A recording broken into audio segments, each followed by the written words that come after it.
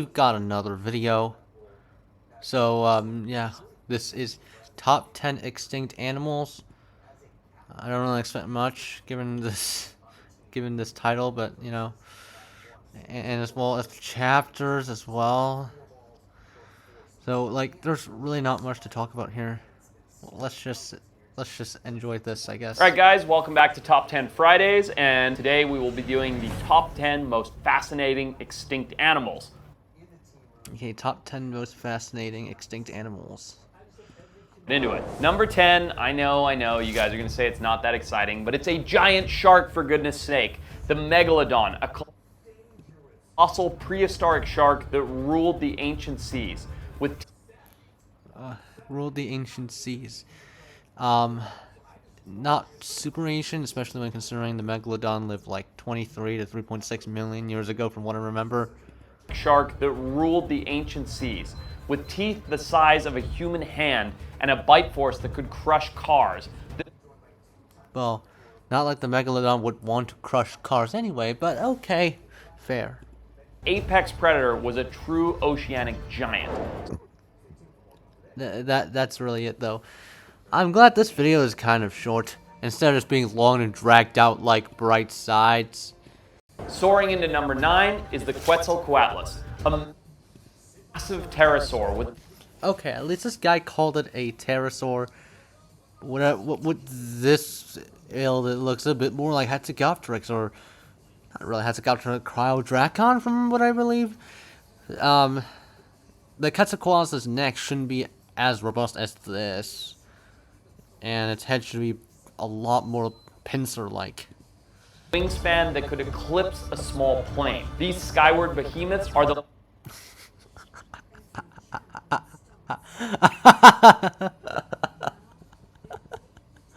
You serious? Okay. Quetzalcoatlus is not like this. Did not look like this. Hold on, let me show you a picture of what Quetzalcoatlus looked like. Look at this Quetzalcoatlus with a long and slender neck. With its beak, of course. Man, sorry, words are hard today. largest flying animals that ever existed. Their colossal size and the mystery surrounding their flight make them, in my opinion, a captivating entry onto okay. Slipping into number 8 is the Thylacine. Thylacine is a recently extinct animal. Okay. Also known as the Tasmanian tiger, it has a dog-like appearance, but it's convergent evolution that makes it look part wolf, part kangaroo, all kinds of incredible. And you know, Thylacine is a marsupial, and so it's really more closely related to kangaroos than wolves or tigers even. So yeah. Its spot as number 8. Digging its way into number 7, another personal favorite, the giant ground sloth. An enormous herbivore that roamed the Americas during the Pleistocene epoch. With towering heights and massive claws, these lumbering giants were a testament to adaptation in the face of the Ice Age. Marching into the top 6 is the Dimetrodon, a sail-backed reptile from the Permian period. Despite resembling a dinosaur, it was actually a distant relative. Hold on, giant ground sloth is Megatherium. There's really not much to say here. Actually a distant relative of mammals, and it's... Oh, okay, fine. This is okay. The Dimetrodon not being called a dinosaur, although this design over here kind of looks like it's somewhat from a game. Like dorsal fin, believed to play a role in temperature regulation, which adds to the mystery of this prehistoric oddity. Swimming into the top 5 is the Duncloius, a Duncloius, okay. massive armored fish from the Devonian period.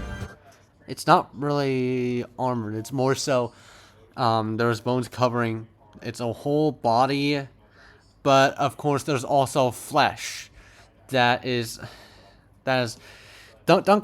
is not like Ankylosaurus, all right. Duncloius has flesh. Maybe Ankylosaurus has flesh too, but I'm not entirely sure, to be honest. Jaws composed of bony plates that could shear through just about anything.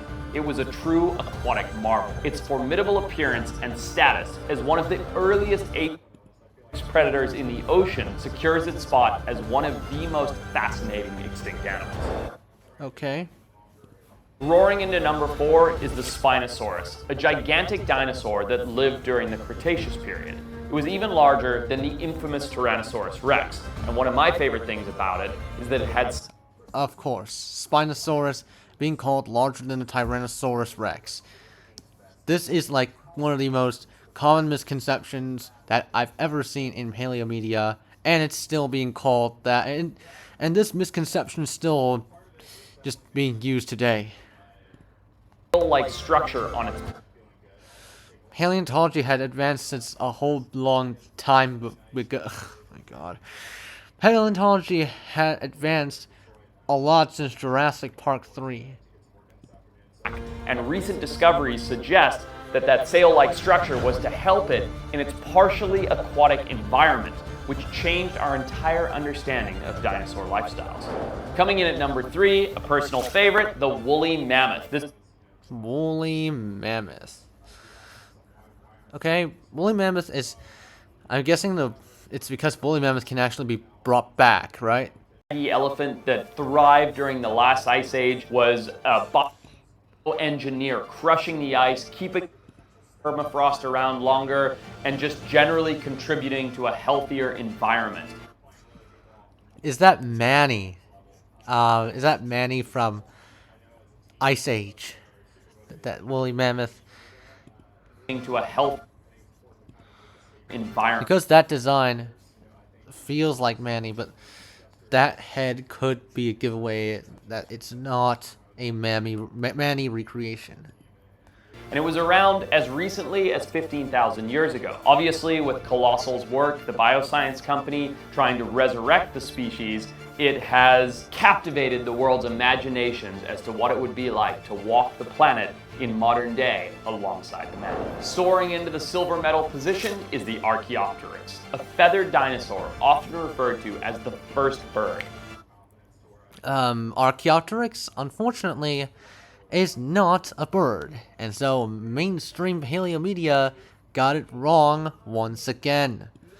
It provides a fascinating link between ancient reptiles and modern avian species. Its exquisite fossil record and pivotal role in our understanding of bird evolution. This is not an Archopterix, although to be fair, this is also a dinosaur, and so, ironically, it's more accurate than the Quetzalcoatlus over here, because this is Quetzalcoatlus over here. This is an image of a dinosaur, not a pterosaur, okay? Pivotal role in our understanding of bird evolution place it among the most captivating of extinct creatures. And now, the gold goes to the Cambrian Animalis, a bizarre marine predator from the Cambrian period. With grasping appendages, compound eyes, and disc-shaped mouth, it was unlike anything we see today. Because back then, Cambrian was supposed to be like more... Cambrian had a bunch of strange organisms. Like this, for example. Astonishingly early appearance in the fossil record, and its unique combination. Oh my god, what even is that? This is quite possibly the worst design. Oh my god, because at least that quote-unquote Quetzalcoatlus had a long neck. This is just a literal movie monster, a Crabzilla kaiju at this point.